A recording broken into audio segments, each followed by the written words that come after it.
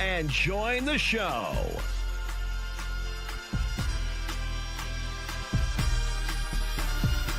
Welcome to NBNR Live.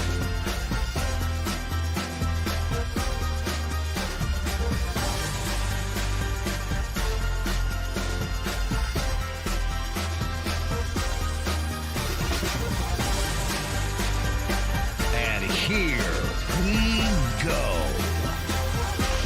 It's no block, no rock. Go big red indeed. No block, no rock. Season whatever. Episode 219. Yes, episode 219. Coming at you from the NBNR studio in Omaha, Nebraska. Pre-blizzard. We are still here. We're not letting tomorrow's blizzard get in the way of tonight's episode.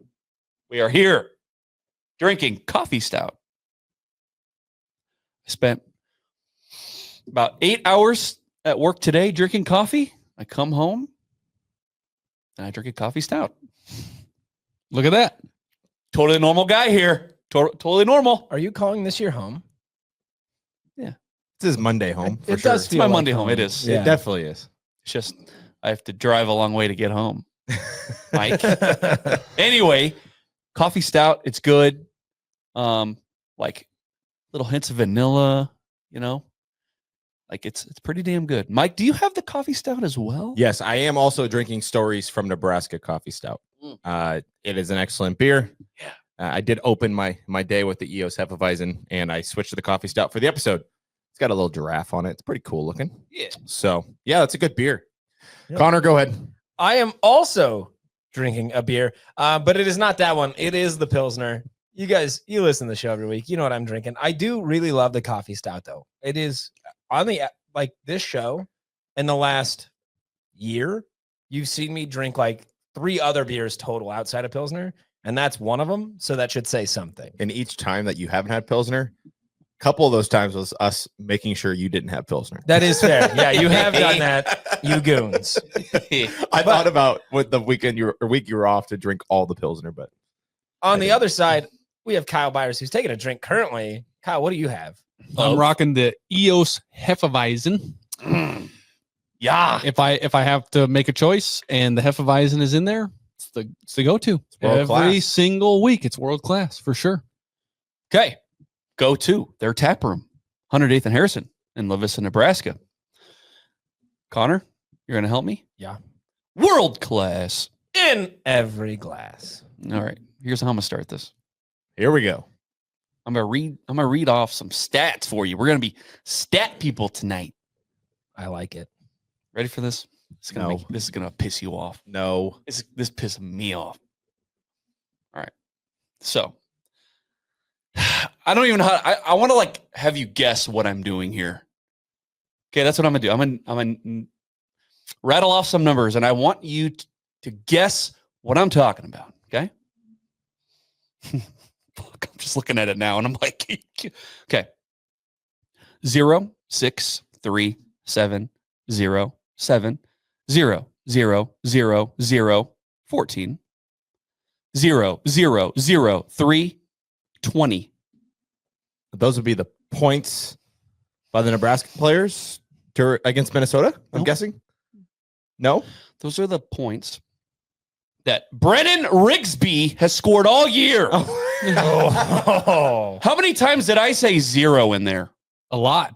Quite a few. And he has the game of his life. It's okay. Happens all the time. If you need to get back on track, whether you're a struggling individual or a struggling team, you play Nebraska.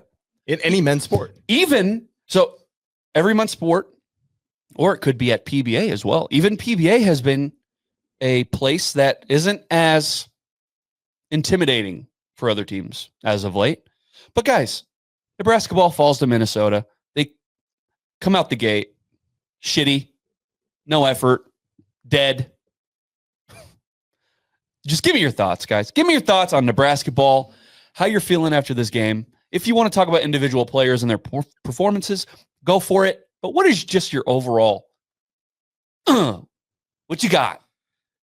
Well, You've got 2 games left, guys. We need to win 2 of 3, and you lost to the team you should have beat. As far as the game goes, you said it. I mean, it's like the 3rd game in a row. Nebraska's just came out the gates, and maybe 4th game in a row. They've got the gates with 0 energy, 0 want, 0 effort. Mm-hmm.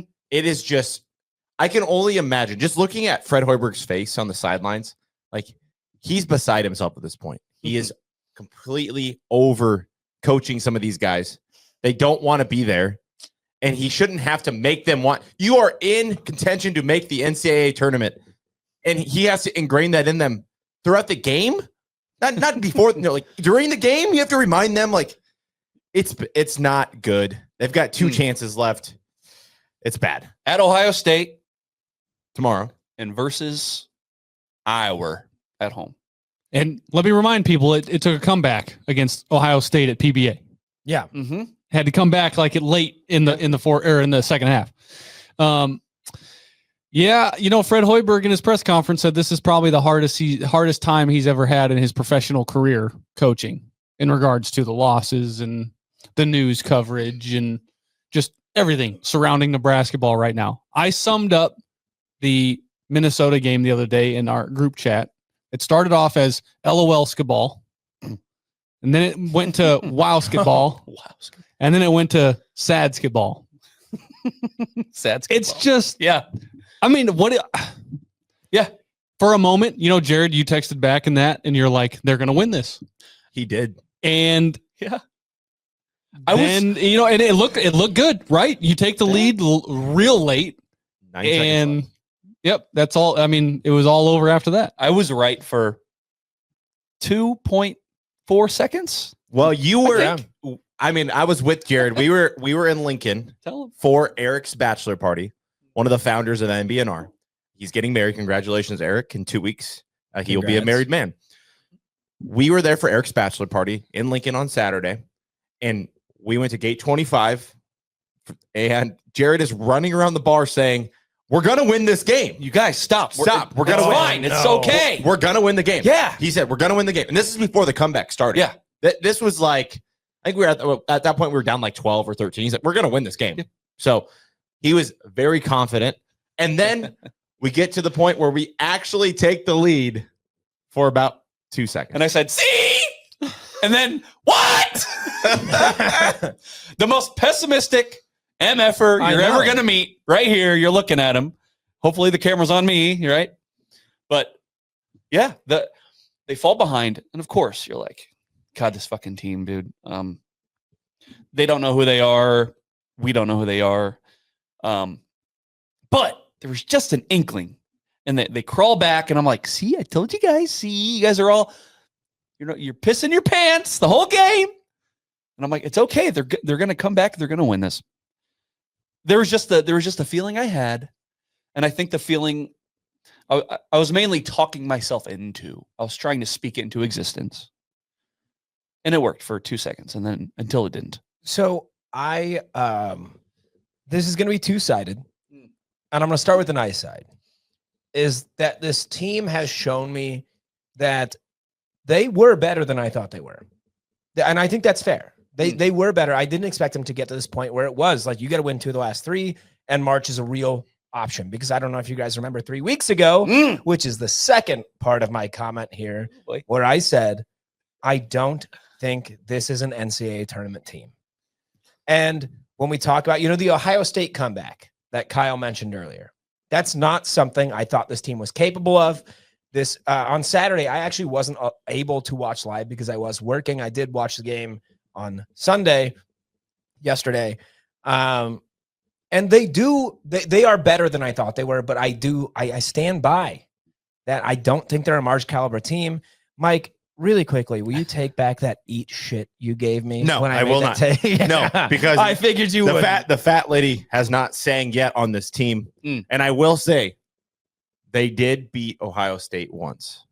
Yeah. What is the Ohio State psyche going into the game tomorrow? I don't know. I don't know. What's the Nebraska psyche? That's knows? the important question right there. Is I am not worried about what, like, you always assume your opponent has that killer instinct Right. going into that game. I'm worried about Nebraska. Yeah. What are they feeling? I understand this game was a hard loss and it was right down to the wire. I know that. It was bad. How are you going to rebound? How are you going to bounce back? Because this is win or go home, or go to the NIT, I guess. Well, not it's now like the new thing. It's like the star tournament or whatever the yeah. fuck they're calling it. Yeah. But I'm not worried about you have to just assume that Ohio State is going to come out and give you their best.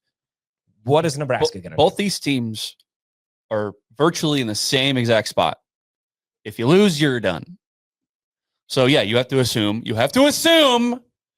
Nebraska ball that Ohio State's going to come out and they'll be the opposite of what you were against Minnesota this past weekend, right? And so Connor, you're sitting there, you're saying that this doesn't look like an NCAA tournament team. Eye test, absolutely. We talked about this last week. Sure, It's a mess. It's the classic. You look at the quad win wins. They have like 10 of them. I know it's not 10, but it's like on paper, every other team that they are in contention with on the bubble sucks too. So they're in the shit bubble, right? But the eye test, my God. The eye test My does not God. do them any wonders. Even if they get the 2 that they need, the eye test, they're never going to pass that. Their offense. Do you want to hear the dumbest comment that I'm ever going to give you guys? Shit. Their resume isn't bad. I don't think when you look at this Nebraska team that the resume really is what this team is. I think they snuck some out here and there. Was it Jack Mitchell put out this list of teams that realistically there's 10 spots that really need to be filled. And there's 23 teams vying for them. And I think on that list, Nebraska was 16. And a large part of that positioning for this Nebraska team was the resume. Their resume is not bad. No. I just think as they progress through this season, and I know we've talked about this 100 times, if not 1,000, is the mental toughness. It's so up and down. It's insane. They're a rubber band team. You It's never bad. know which side of the rubber band you're on here. Yep. So They are still on some brackets. They are still projected to be the last 4 in. And that's kind of where I would love to see them get it. Yeah, I mean, who in this room wouldn't want Nebraska to get in? It's just Right. gosh. Well, this is They don't want it. We want it more than they do. That's the sad part. They don't want to be there. They don't want to play in March for some reason, which is really annoying because if we talk about the team last year, and I know there was way different players on the team last year, Indeed. but that team got better when their back was against the wall. And you're waiting for this team to do that. Their back has been against the wall the last 4 games. Exactly. And they got punched in the face and they fall down and crumble. Just throw one punch back. They threw a punch in the 7th round of a boxing match. Yeah, but I need you to finish the fight. It's sad to watch as a fan because like I said, you almost want it more than they do, it feels like. And I'm sure I can't speak for them. I'm sure Sam Hoiberg wants it really bad. I guarantee you they all want it. But I'm sure Juwan Gary wants it really bad. I'm sure Bryce wants it really bad. I want Sydney Sweeney. Put your head up. Stop playing with your head down. The body language speaks for itself. Act like you want to win and you want to be there. Juwan Gary after the game. I mean, I don't know if you saw any of that footage, but it's just you don't know what you're going to get. You don't know. People that are writing Nebraska off versus Ohio State, you don't know what you're talking about. Right. But I also don't blame you for writing them off. Yeah. That's just the type of team this is, which I hate to do it. I really do. But the Fred Hoiberg question is going to come up. And it's just, again, a few years ago, I was on the Fred's not going to figure it out, but he did for a little while. And now it's back to what are we? Does Fred know? Does Troy Dannon know? Who do we want to be? And if they don't make it, that's only one tournament appearance in his entire Nebraska coaching tenure. And it's just God, what are we? I will forever talk What do we about- want to be? What do we want to be? But I'm sorry. I will forever talk about the foundation and this total overhaul of the roster every single year. That is what I will forever know Fred Hoiberg for. Yeah. And people say, well, that's the new era of college basketball and college athletics. But try telling that to Creighton down the street.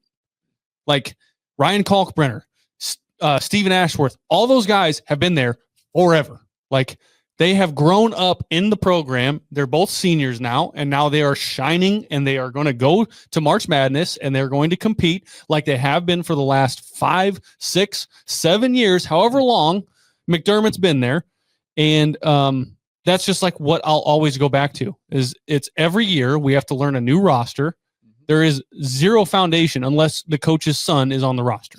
Yeah. I mean, we go back to, and I don't know how many weeks ago this was, where I broke down what I believe to be like the 3 classifications of programs.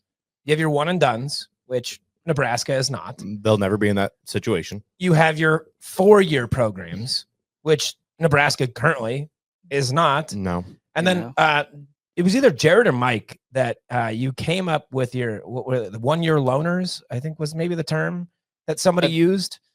I don't know. Well, like mercenary. Yeah, like a mercenary roster, Yeah. which mercenaries are established guys. They've been playing college basketball for a number of years, and it's tough to mesh those personalities once they've been established. And that's what Nebraska is right now. I think Fred Hoiberg, in my opinion, is not the problem. And I might make myself the most hated Nebraska basketball fan in the state right now.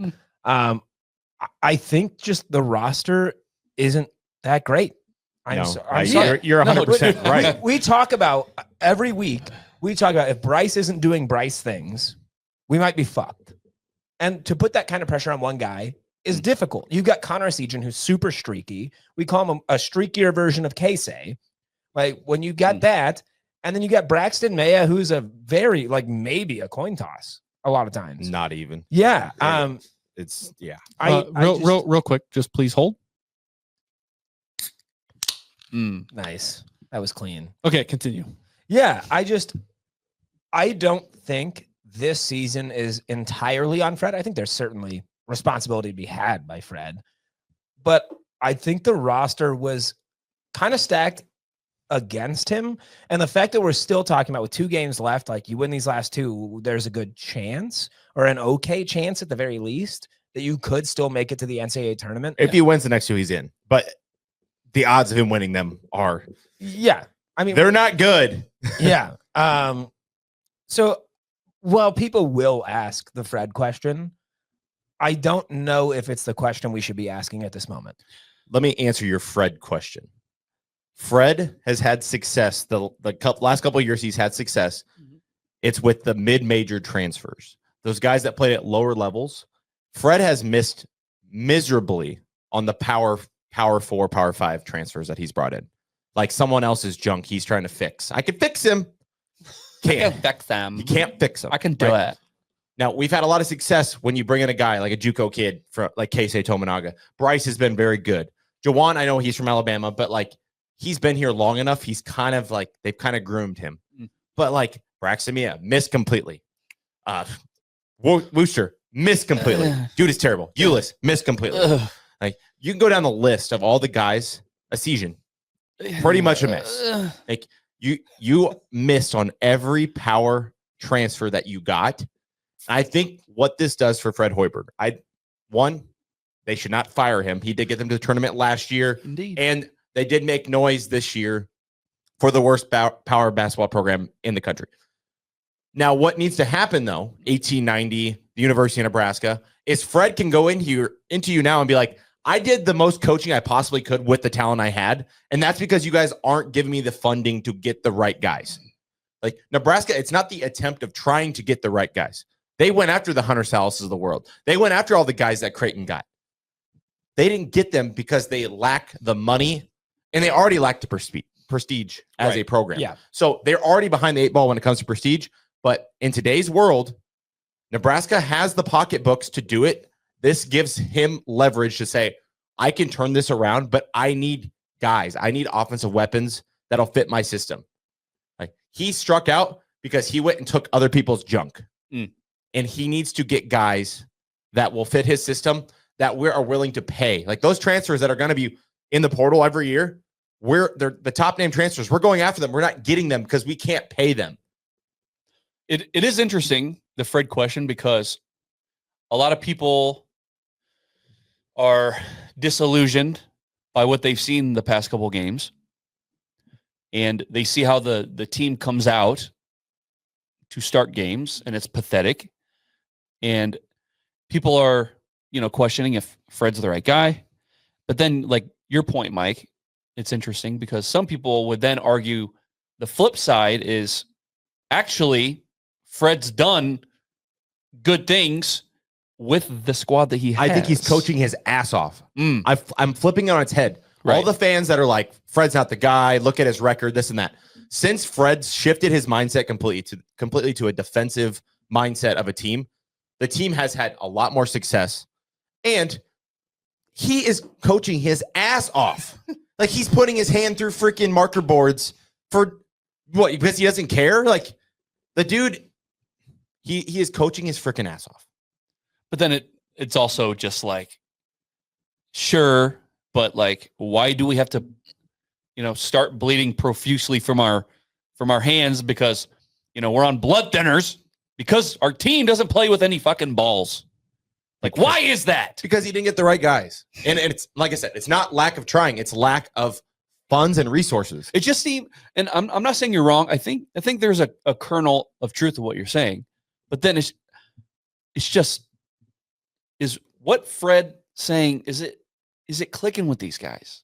Are they listening to him? No, absolutely not. So then it's like, No. okay, well, is that the player's problem for not listening? Yes. Or is that Fred for not being good enough at his job? I don't know. I think it comes back to the mercenary identity that this team has, where these guys have their established egos, their established identities, and it's very hard to match those together. You throw that word ego, and I'm just like, who has an ego? Nobody has the right to have an ego. And I'm not saying you're wrong. No, I'm saying I know. if you are right, who the fuck? Who has the ego here? I mean, it has to be Bryce. There's one guy But- that deserves an ego. That's it. There's one guy. And it's well deserved because Jesus Christ. He is Nebraska basketball. First team all Big Ten. Like, if you're a coach and you're seeing what guys are on the same squad as Bryce on the offensive end, and you still can't stop Bryce, like if you're still allowing him to score 20 on you, if you're a coach and you don't vote him first team, got to question you a little bit.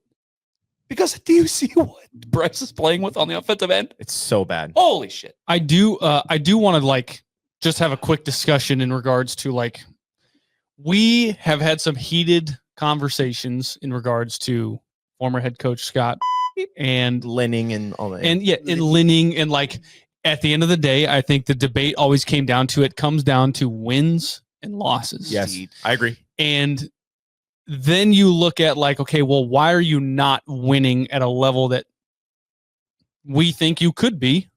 And then we talk about like, well, these are the guys that you brought in and you missed miserably. So I just want to know from like everybody's perspective is like, what is the comparison? I know they're two totally different sports. I know they're two totally different situations. Yes. But at the end of the day, in any sport, it always comes down to wins and losses and who is at the helm making the decisions that leads to those wins and losses. So it's just kind of a fun topic to talk about when it comes to the Fred Hoiberg question. So any of you guys that I'm going super metaphorical here. Any of you guys know how to drive a stick shift? Yeah, I do not. No. Okay. So Kyle, this is going to be mainly for you. Fred Hoiberg's team right now, every game, it feels like they're starting in second gear. Yeah, it's clunky. Starting off real slow. There's just not any momentum. And they'll get to speed, but it's going to be too late to get there. And when we talk about former head coach Scott, he started in first. He started where he was meant to be, but that fifth gear was never there. And it always fell out right at the back end. They're like similar, but in different ways, where Hoiberg is actually picking up the pace and things are starting to get figured out, but they're just too late. Whereas with the former head coach, he, things that first scripted drive was always a work of art. It always felt like it, at least. Picasso. Yeah. And then things would just fall apart down the road. So they're similar, but different. Yeah. And I think Hoiberg is the route I would prefer to, start figuring things out as you actually work through the game. but it's still not great. I mean, I still want to get those wins. We should be starting in first and ending in fifth. Like that's how a transmission works. We just haven't figured out how to drive it yet. Yeah. I would agree with that analogy. I kind of like that. I think this is a little different. And there's two reasons why. One, former head coach Scott was asked to make changes and he did not. He also had this issue where he could point the finger, but he could never point the thumb, even though the thumb should have been pointed a lot more than the finger. Fred had the opportunity. He was at a crossroads early in his career at Nebraska where he was offense, and had to make a shift. And he went the defensive route. And we've had success doing that, right? So Fred has made an adjustment already as a coach because he cares about this place and wants to have success, where I don't know if the last guy did, the football guy did. Now, with that being said, I don't think Fred should be fired if we don't make the tournament this year. On the flip side of that, I also am not against Fred being on the hot seat for next year because Fred still had, like, I understand this is the worst basketball program in all Power 5. I understand that. And we have the lowest bar of any college basketball team. Make the tournament. That's it. That's the lowest bar. Win a tournament game, and you are the best coach and team ever. With that being said, though, there is accountability that he has to have. But I think that goes back to what I said earlier. He's going to have leverage after the season where it's going to be, hey, I was coaching my ass off with a bunch of misfits, and I need help. When I came to you guys, I came to 1890, when I came to collectives last year and asked to pony up for a guy like Hunter Salas or a guy in the portal that could have helped us, you guys laughed in my face. Now I'm coming back to you with the same request in this offseason saying, you see what happens when we don't have offensive weapons? We lack identity and we can't be consistent. So I think there are two different scenarios where I think one guy, his ego was so big that he wasn't willing to make changes. I think Fred has made the right changes, but I think this goes into a talent thing where football, it was never a talent issue. Football was 99% coaching, development, and retention. And I think basketball is totally different. I think especially in basketball with the one and done and everything else, like it is totally different than the football scenario. And you know how I was about the football scenario where I was like, no, screw the Linning, but like this is a little different because Fred has made the changes. I just think the university isn't doing him any favors. Nebrasketball, the worst Power 5 program of all time. Yeah. Yes. Nebraska fans, we are in such a weird spot because we go to games, fill up the place. Yep. Even when they're bad, the place is full. Money is invested. Emotions are invested. And even despite being the worst Power 5 college basketball program, we care more than, and look, I'm not going to start naming blue bloods that we don't care as much as we do, but I'm sure there are a few solid teams out there. Like if I look at Louisville, this was a team that was in the dumps the past 2 years and they've popped. Okay. It's what is acceptable here? Okay, I'm looking at this season. Making the Big Ten tournament is in question even. It's are we cool with that? Are we cool with almost winning 20 games? Being on the shit bubble? I think some Nebraska fans would be like, listen, as bad as we've been for 100 years, I'm kind of cool with almost winning 20 and being on the outside. If you asked them at the beginning of the year, they would have said yes. Yeah, I mean, who are we to be so demanding? Because there's zero history. But at the same time, we go to games. Nebraska fans are different. Invest money. It's are we cool with just miring in constant mediocrity? I don't know, man. It's really hard. I mean, your question, I think, comes down to, as a fan, the eye test. And this eye test has been really bad. We don't like watching this team this year. Yeah. But we still do. Whereas as last year, it was like a blast. Like that Energy. last year, and I'll be the first one to admit it, last year was like the first time that I really ever gave a shit about Nebraska ball. Right. I really am just not a big basketball watcher. I don't really care. I don't watch the NBA. It's just not something that like I enjoy all that much. And last year watching Keisei Tominaga fucking put on his show and the crowd's going crazy and like knowing about the win streak in PBA was a blast. This year, it's like this just looks ugly. My dad this weekend, we got together for lunch and he says, "Did you see Nebraska was in a game that ended at 46-49?" I said, "I sure did." Like, it's hard to watch. It's not fun. Especially if you're not winning that game. Right. If you win the game, it was sweet. It was a gritty, physical win. One thing that stands out about last season, and I'm sure we could find the recording or quote, but I remember Fred before last season, he said that he wanted to put a team out there that the fans could be proud of on any given night. And I cannot say if he were to say that this year, he would be lying to himself. Well, so I think, again, the question of, a Big Ten tournament, I think Big Ten tournament is reasonable. I think that if they lose out, they are not making the Big Ten tournament. I understand that. Yes. I think Big Ten tournament's reasonable. And when the season started, we gave our, lows and highs of what we expected of this team. And my high was another appearance. And my low was a Big Ten tournament appearance. We're there. If we're at that expectation. Hey there. But if they get the Big Ten tournament appearance, again, Mike, you just talked about.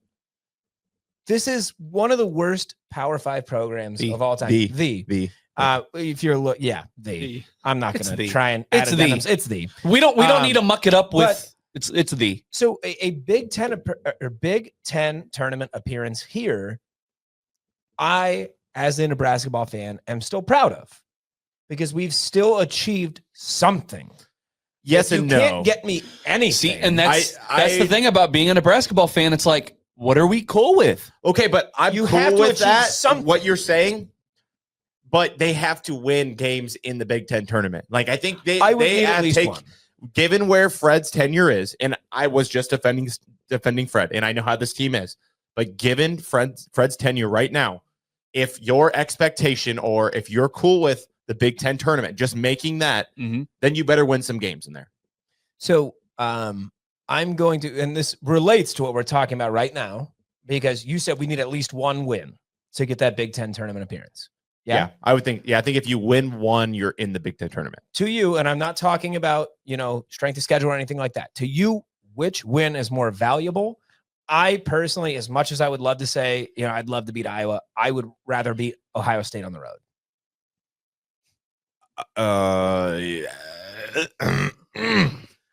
I would agree, but fuck Iowa. So Fuck It's Iowa. always fuck Iowa. We can say fuck Iowa. This is what's going to happen, though. I'm telling you right now.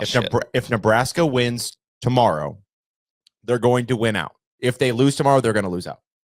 I don't foresee this team bouncing back and just playing for the Big Ten tournament. Bet a face tag on it?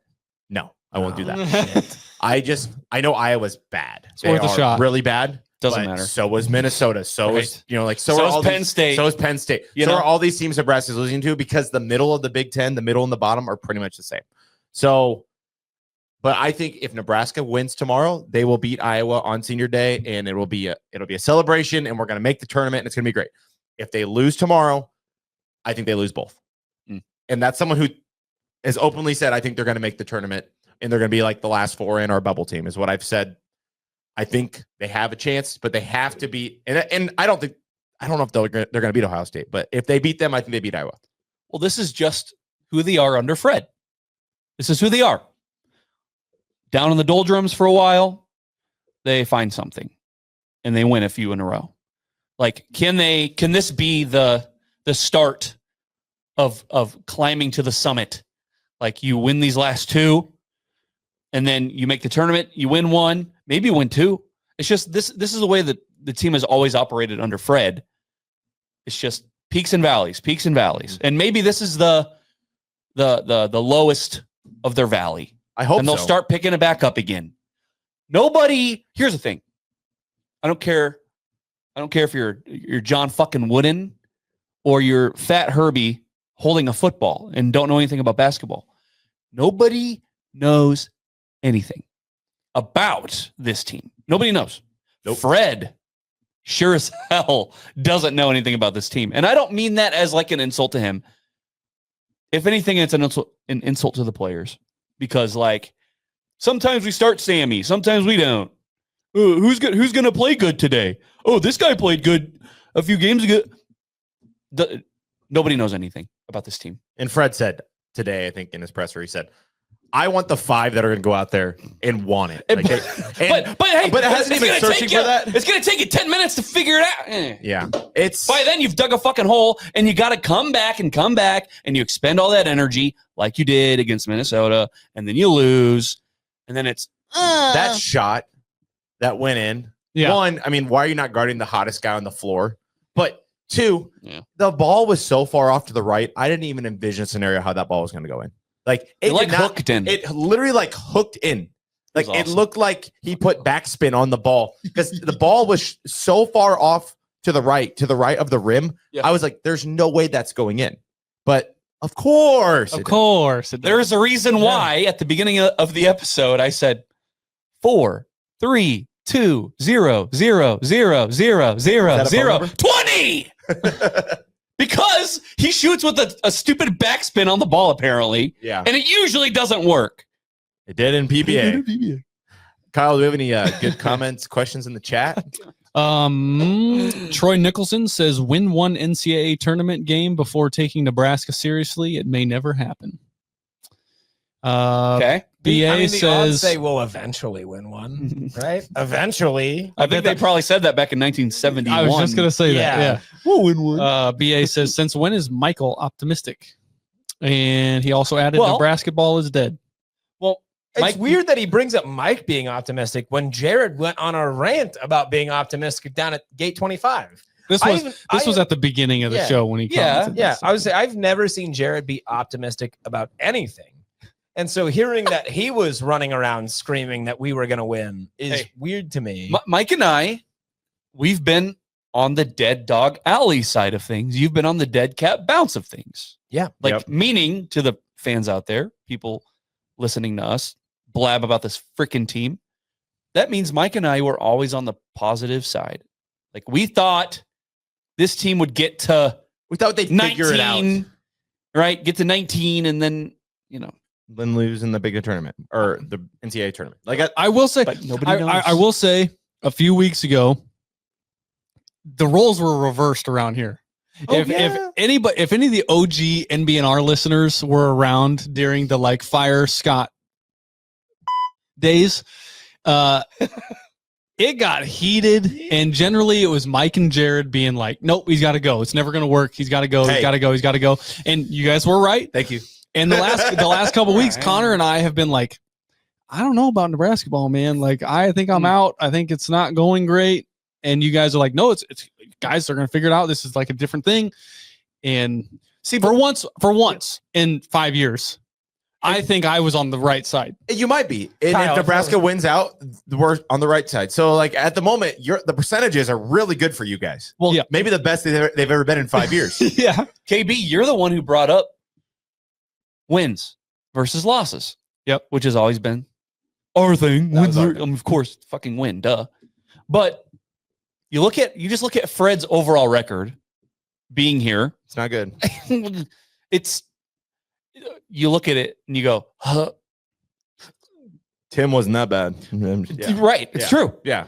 But then it's like you have to divide the Hoiberg career up, right? Shift. The first 4 years versus the last 2.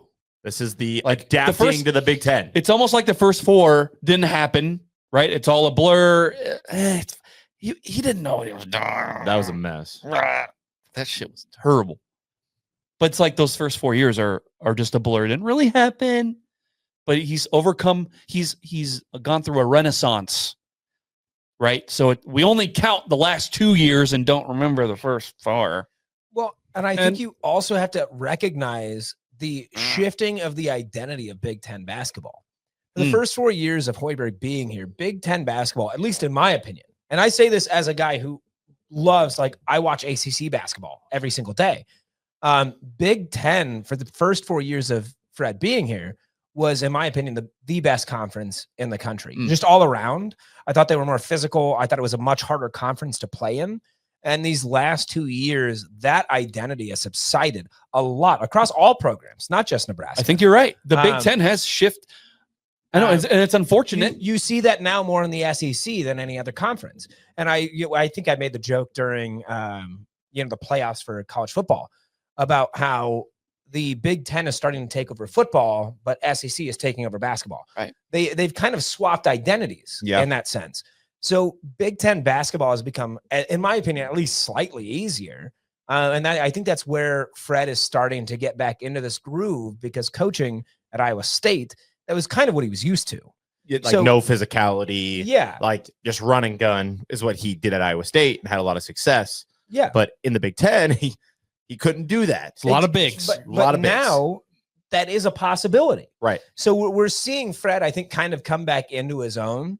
And, through 2 years, again, we ignore the first four. We talk about the last two.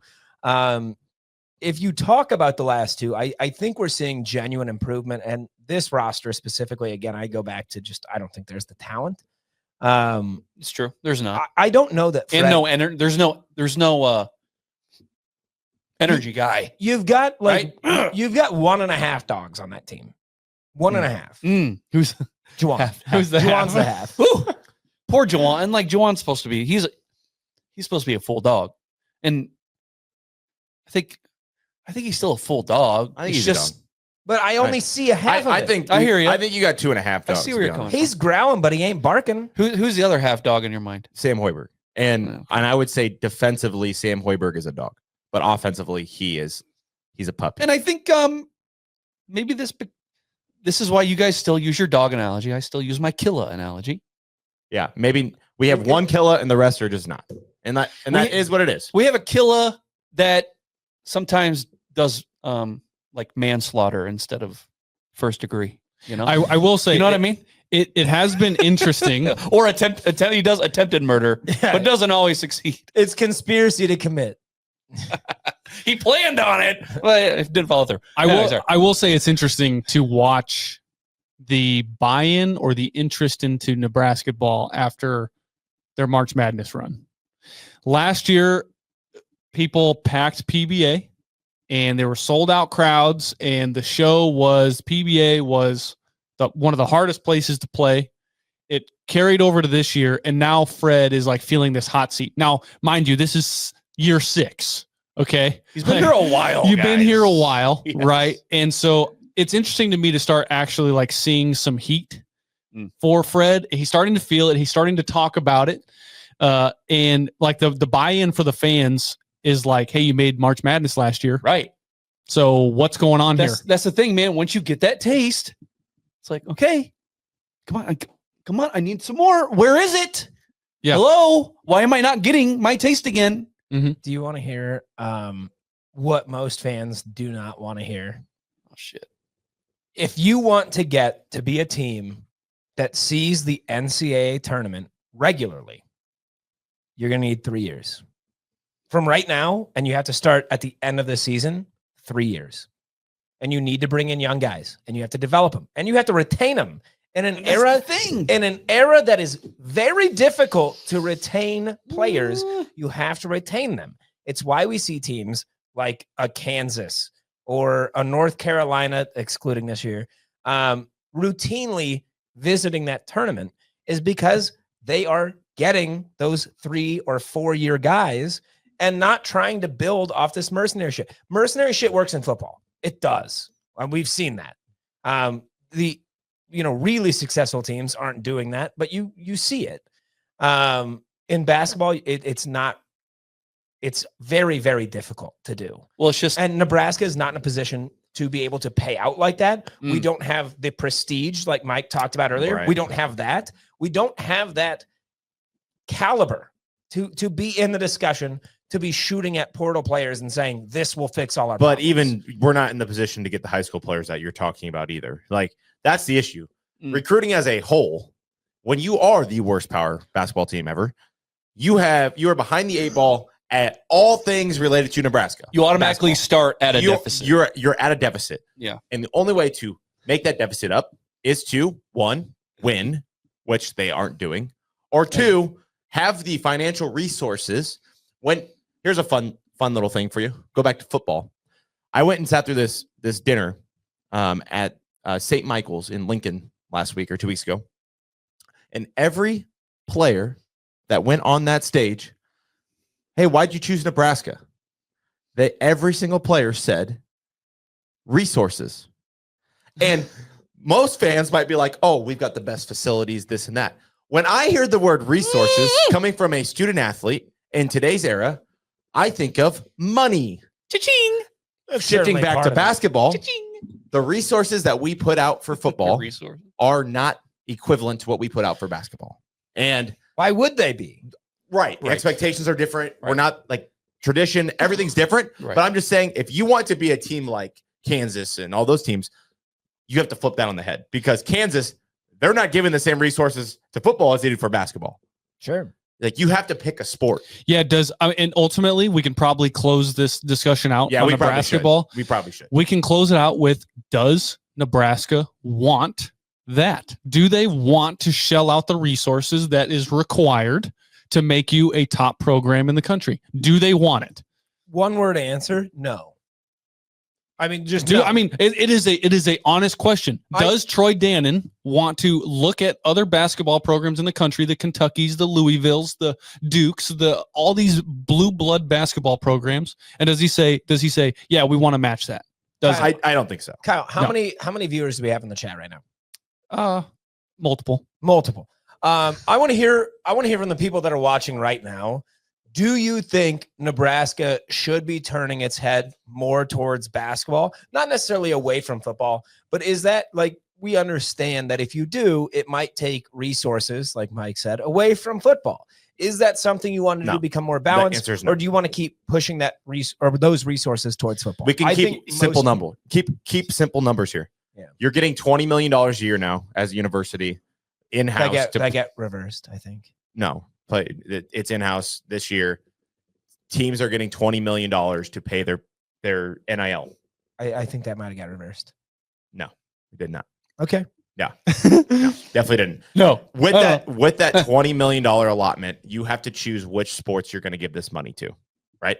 Mm. Football is going to get 85% of it. I'm sorry. That's just what's going to happen. I mean, And as a fan, you probably want that. I'm like, and I'm a diehard Nebrasketball guy, but I am a lot happier when my football team's winning.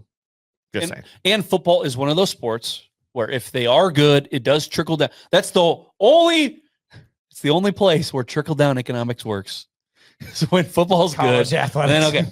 But Speaking of football, we give so much money to football. We treat it as if it is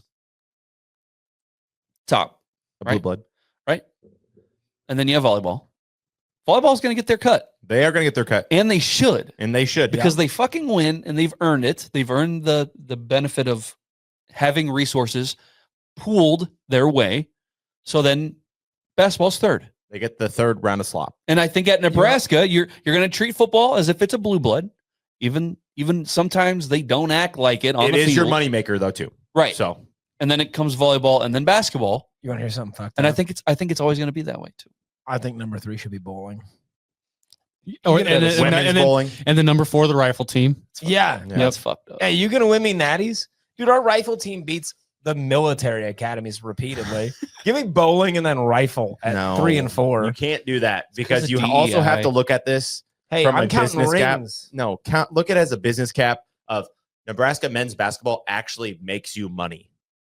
So, like, probably more than volleyball, to be honest. It might. It might. I mean, yeah, I haven't The looked at PBA, the- larger arenas, more games. It probably makes you more money than volleyball does. So what I'm hearing With that is, being said, volleyball still needs their cut. And then Nebraska basketball is going to be third. So you have to Yeah. figure it out, though. what I'm hearing is move volleyball to PBA. They are doing that one game this year. Yeah, no, I'm saying It's sold out. just do it. Yeah, Mr. John didn't sound like he was much of a fan of that at all. Okay, Mr. John. to get out of the basketball conversation here. Okay, let's talk about the NFL Combine. Some pretty good performances and some wild numbers and just crazy stuff happening throughout this weekend. Did anybody look up the actual okay? So Ty Robinson, he run fast. Ty Robinson, he lift big weight.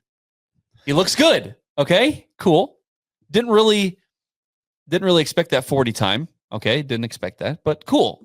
He's fast. Okay, Isaiah Nair, good measurables. Yeah, Good size body. He's fast. He ranked. Go, Mike. So this is a relative athletic score, and they've been doing this since 1987.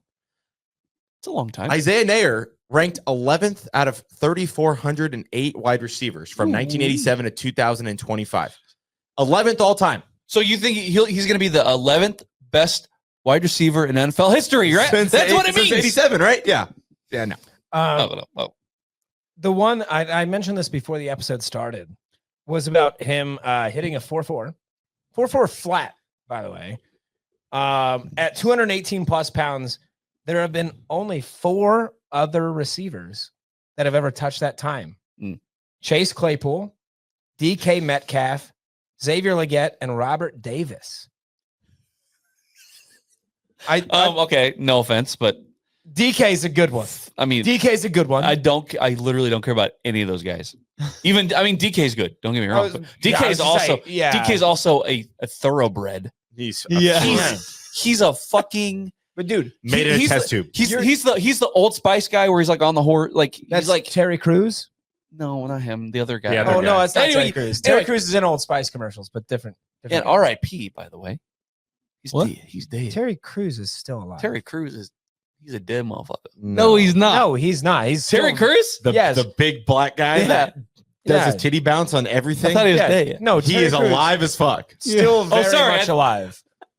He is alive as fuck. As fuck. Breaking news. Yeah, Terry Crews is alive. He was Found alive in his home today. Anyway, he puts up good numbers, Isaiah Nair. Good for him. Yes. Mike, are you going to rattle off more? Well, here's Fedoni. Thomas Fedoni also tested well. That doesn't surprise me, though.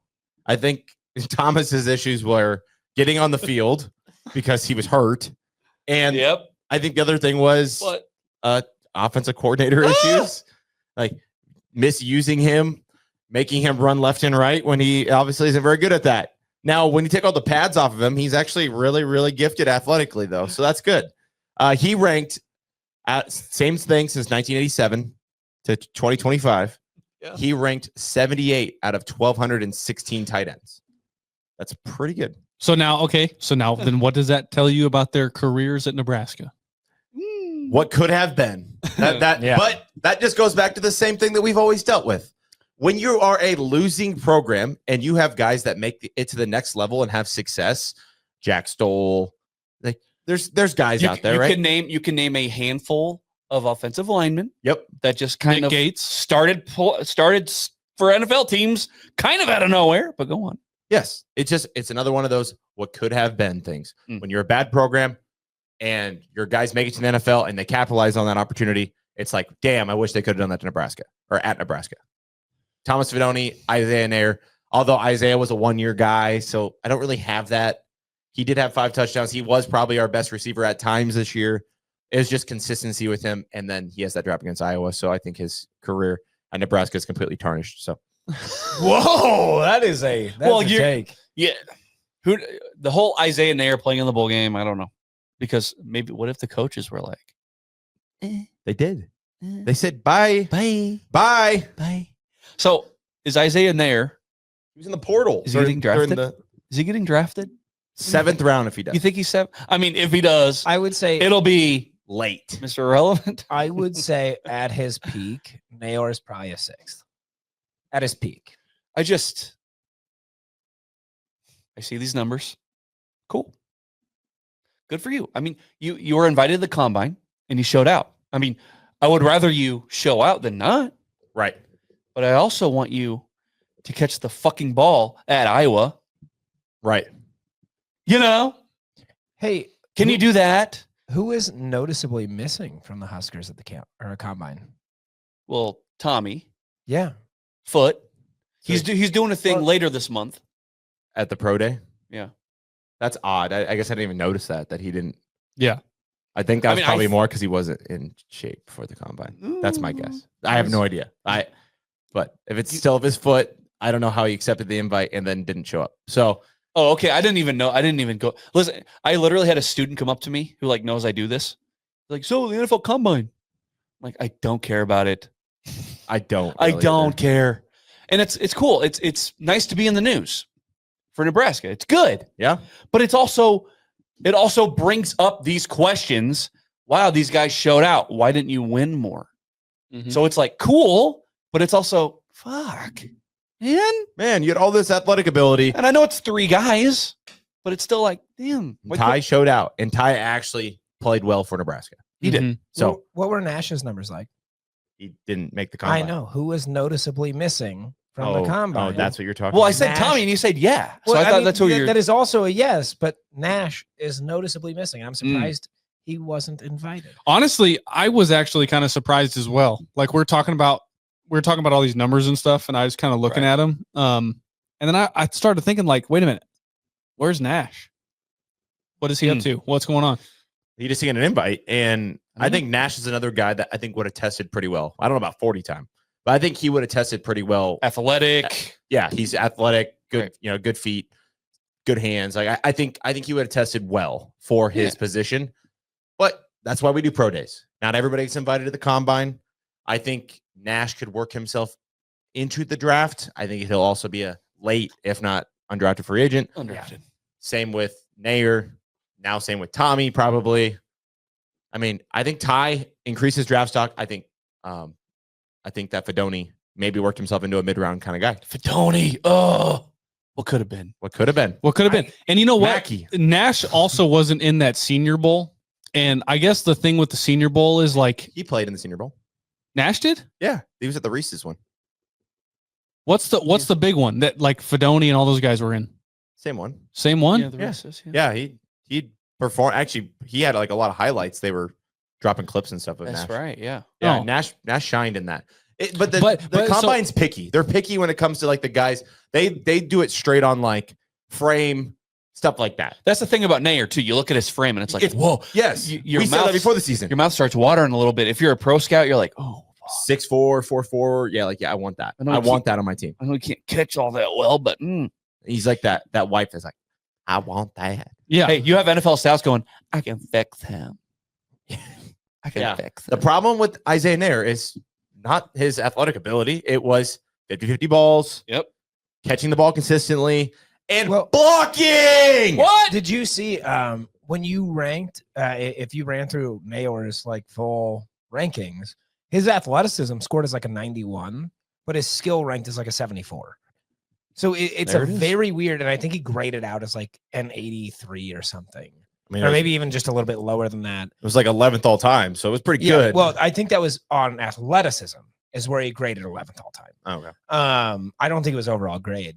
But yeah, I think it came down to like some of those contested balls where like his skill got ranked a little bit lower. He's a freak athlete. You would think he'd be able to fight motherfuckers off him. He is Right. not And physical. fight.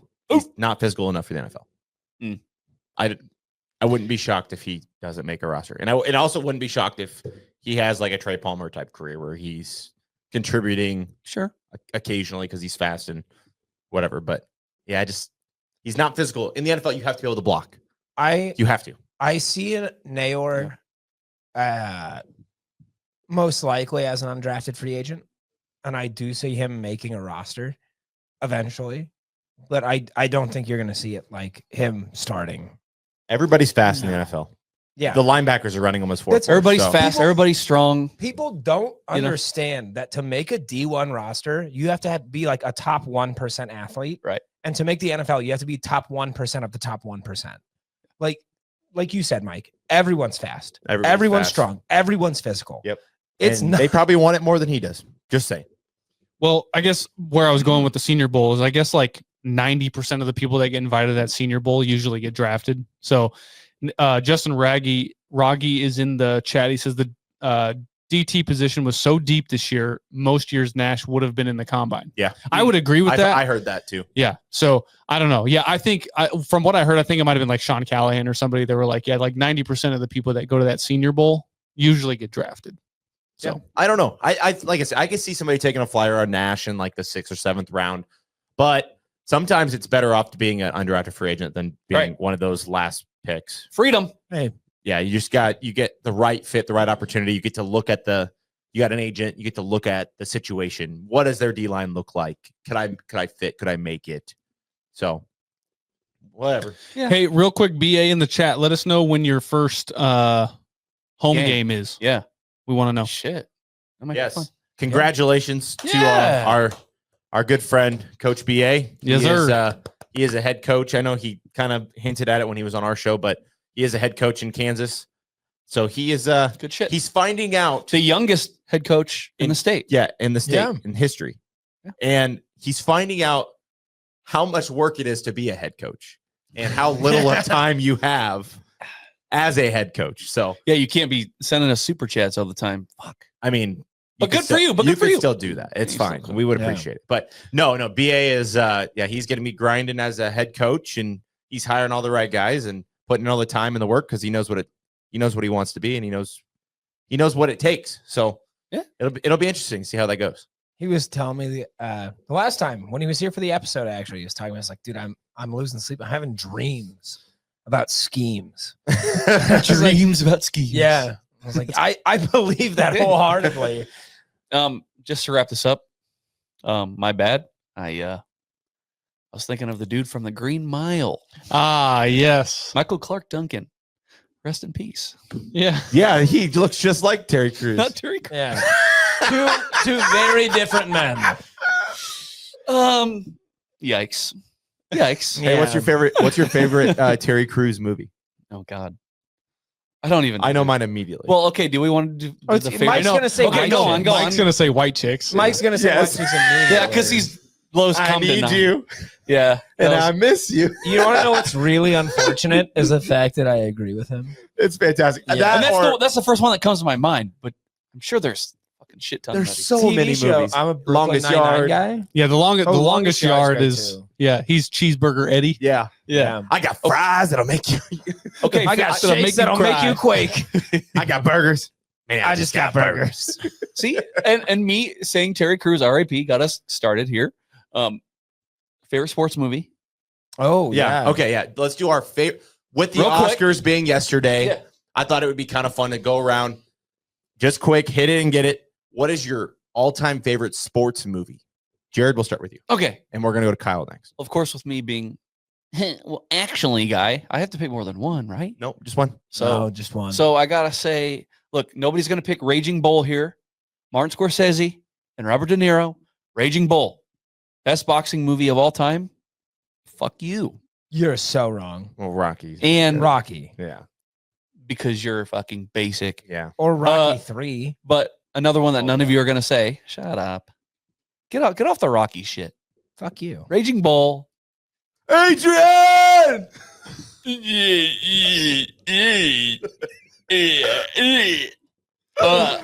Moneyball.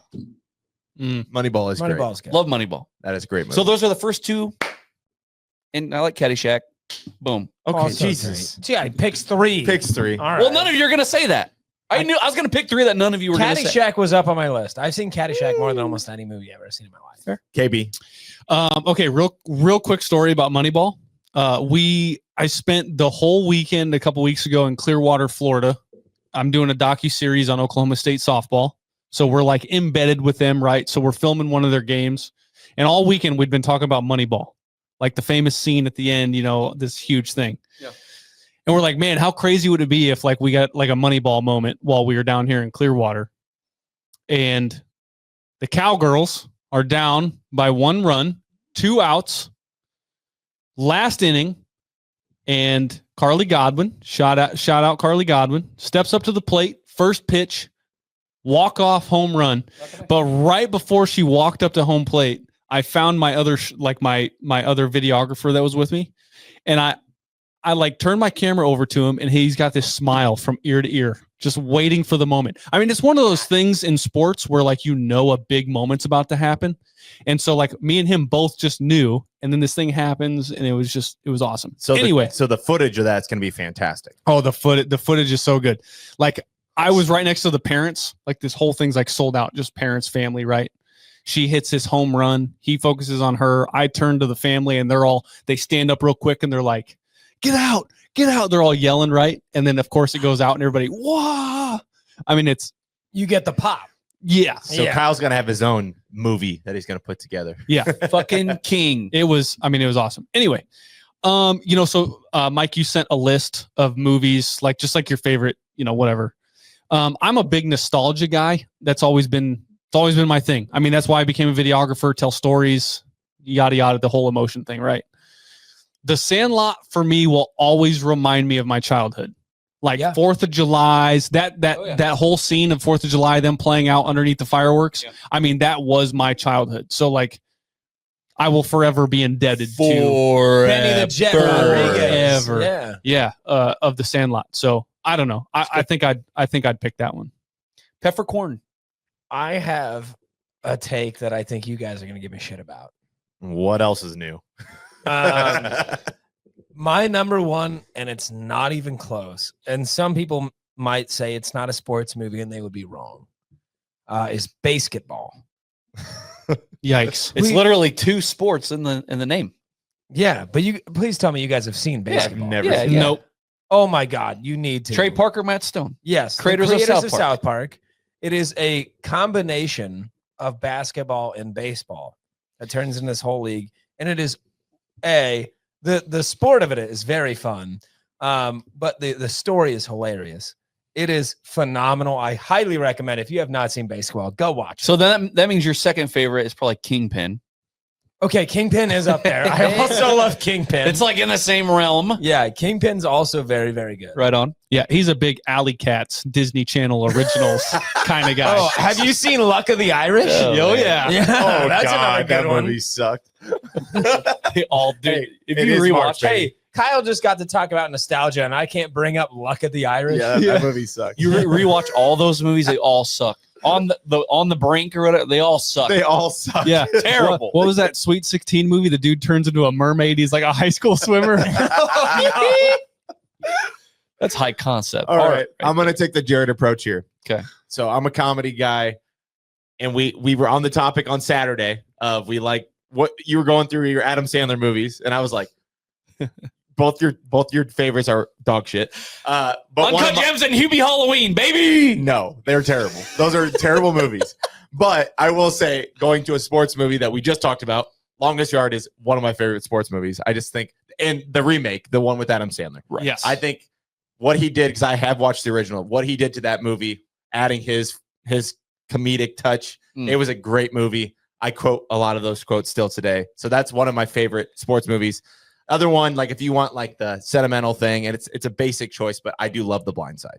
Even though you find out later on kind of like the real story of the Michael Orr stuff, I do love that movie.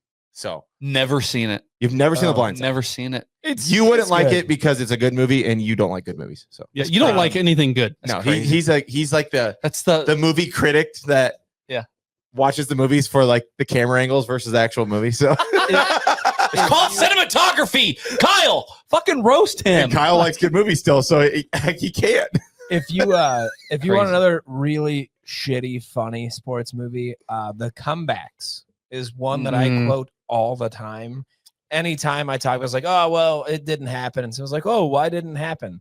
It is a quote from the movie where the coach who, and I always forget the actor's name. He was an Anchorman. He's the sports guy.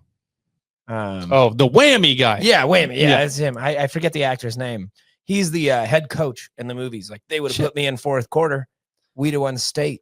I'm like, why didn't they put you in, coach? It's like, short answer, lack of talent. Yeah. Oh yeah, I quote that all the time. The Comebacks, horrible, shitty movie. The running back, his name is Aceel Terry, but they only refer to him as ACL tear. You can figure out what That's happens so there. No, but also a very funny one. What's the movie? I Am 12. That's bench Bad warmers, News- baby. Oh yeah, bench warmers. Movie Yeah. sucks Not- ass. Hey, You like that movie? Also, great movie. Jesus. the remake of the Bad News Bears also very funny. You don't like any Happy Madison movies, obviously. No, Happy Like- Gilmore is funny. Happy Gilmore is fantastic. Another excellent sports movie. Could have Yep. chose that one Sure. too. It's true. Yep. I don't know how you don't. What? How do you like Happy Gilmore, but you think What? Hubie Halloween and Uncut Gems? Well, Hubie Halloween's my They're troll terrible. pick. Hubie Halloween's my troll pick. No, you actually If- like that movie though. You do. When it's October 31st. Yeah. And Uncut Gems is just a stone cold masterpiece. So That I don't That's know what actually the a great ass. take. That movie's ass. Uncut Gems. What? Uncut Gems is see, fantastic. you know, it's okay. It's okay, Mike. It's not. The It's not for. It's not it's for not for me. you. It's not for me. It's I not get for it. the simps out there. It's just not a Happy Madison production that I Thank prefer. God. But it is a Okay. Happy Madison movie. But it's not a Happy Madison movie. It's not. It wasn't actually. a No. Happy Do we Madison need to have a production. fucking 10-minute? Are we? Are we becoming a movie podcast? No, let's no. Oh. That's Terry it. Crews is dead. Terry Crews. Terry Crews is not dead. Terry Crews. Mike is alive. Mike. Yeah, that was bad. That was brutal. Tough luck. Well, You even defended it for a second. Yeah. listen, I didn't say I was a good person. I just, whoops. NBNRpodcast.com. You want to hear more bad takes? Come on, baby. Follow us. Twitter, Instagram, YouTube, TikTok, Facebook. What else? That's it. Blue Sky, Threads. Did you say Twitter? You said Facebook twice. I said Twitter. He did say Okay. Twitter. Okay. I'm one of your hosts, Jared Hall. Mike Delaware. Connor Cavalack. Kyle Byers. As always. Wait. Who we gonna crush? Who we gonna kill? Who we gonna kiss? The guards. Long Shark. Beat Ohio State in GBR.